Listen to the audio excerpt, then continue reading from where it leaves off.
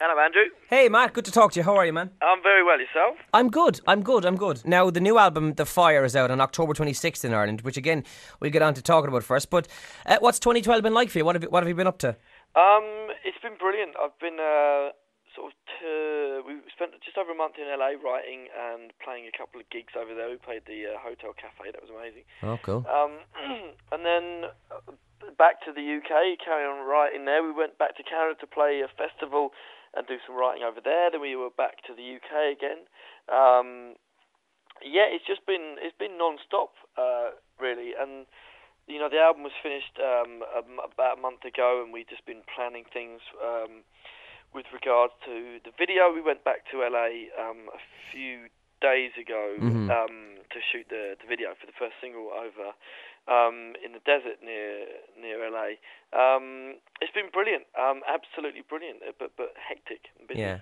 Actually, speaking of the video, I saw something on your website a week or so ago about looking for people, if they were possibly in the area in California, to come down and maybe get part of the video. But there was also a little disclaimer that said serious applicants only. Did you get any loopers? No, no, we only got serious applicants. Good. And there was loads of people who came down, and it was great. It made the scene at the end of the video that we were gunning for. What we visioned, if that's a word or a phrase. Yeah. Or envisaged, whatever it is. Yeah. Well, that's good. At least you were safe anyway. That's the good main thing. Yeah, exactly. Now, I'm pretty sure I read somewhere, or maybe heard somewhere, that did you produce most of this album yourself? Yes. I did. It was something that was really important for me to produce it, because there's one thing writing it. I mean, I wrote this album, but there's another thing, playing all the instruments on it, choosing what instruments were going to be on it, choosing, who played the violin, because I don't play violin, and who did the complex piano pieces, because I had everything up to a point. But it's all my guitars, drums, bass, piano, all vocals, all the all my BVs and stuff.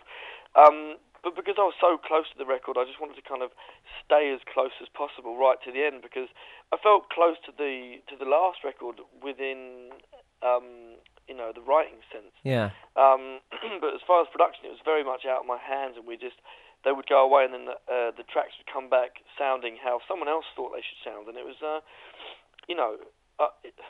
it didn't not turn out the way I wanted it to, but it wasn't until I had this amount of control I realised it could be exactly how I want it to be. Yeah, no, I can see what you mean, and that's Letters we're referring to there. So this really is like your baby then?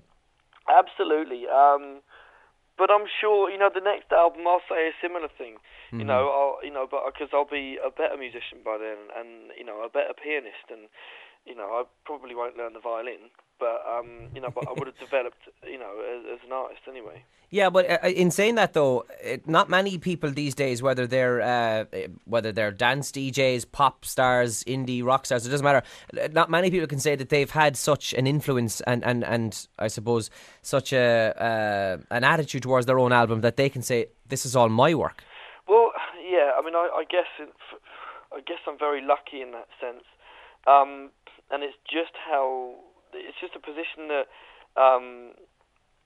That I've managed to, with a lot of help, maneuver myself into, which isn't far from the position I was in before the show, with regards to the amount of freedom I have. Yeah. But when we're talking label support and exposure, that is streets away from where I was.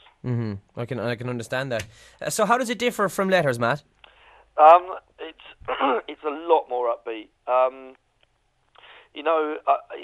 suppose it does document the breakdown of my relationship this year, but not in a dreary sense. There are a couple of tracks on there that, if you're in the right frame of mind, that you might, shed a tear type of tracks. Okay. But across the board, it's very upbeat. It's very uplifting.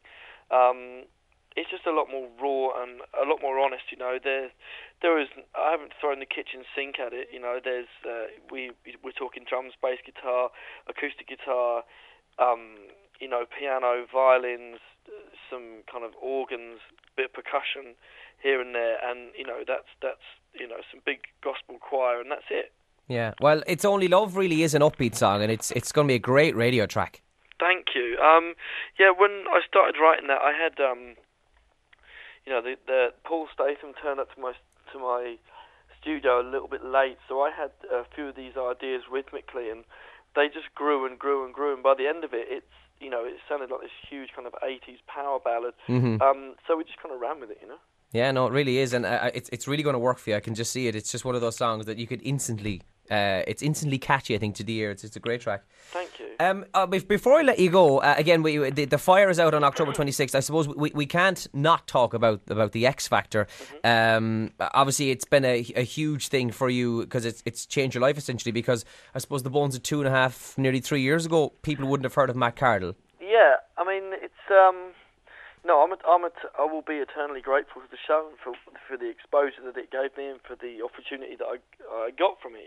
Yeah. I can't say I've been watching this year. I mean, I watched a lot of last year purely because at the time I had a bit more time and I had an aerial in my TV, which I don't now. Somebody took it. Ah, right, okay. So I can't say I've been keeping up with this one. All right, well, I can't really ask your opinions on it then, that's fair enough. All right, Matt, it's been great talking to you. I wish you the best of luck with the album. Again, I have to say, I absolutely do, I genuinely love It's Only Love. It's a great track. We look forward to seeing the video as well. But October 26th in Ireland, The Fire, Matt Cardle's new album is out. And Matt, it's been great talking to you, man. Thank you so much, Andrew. Pleasure.